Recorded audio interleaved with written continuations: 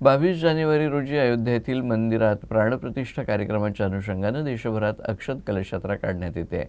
यातच मूर्तिजापूर शहरात नागरिकांनी मोठ्या उत्साहात कलश यात्रा काढली. वारकरी संप्रदायाच्या उपस्थितीनं वातावरण भक्तिमय झालं होतं. संपूर्ण मूर्तिजापूर शहरातून वारकरी संप्रदायाच्या परंपरेनुसार टाळ मृदुंगाच्या गजरात अक्षत कलशाची शोभायात्रा काढण्यात आली. मूर्तिजापूर शहरातील श्रीराम मंदिर जुनी वस्ती इथून सुरुवात होऊन रामाश्रय चौक, टांगा चौक, मोरारजी चौक, भगतसिंग चौक, छत्रपती शिवाजी महाराज चौक, डॉक्टर बाबासाहेब आंबेडकर चौक, रेल्वे स्टेशन विभाग, मरी माता मंदिर चौक, श्रीराम मंदिर स्टेशन विभाग, सराफा लाईन या मार्गाने मार्गक्रमण करत बियाणी जीन इथं अक्षत कलश यात्रेचा समारोप करण्यात आला.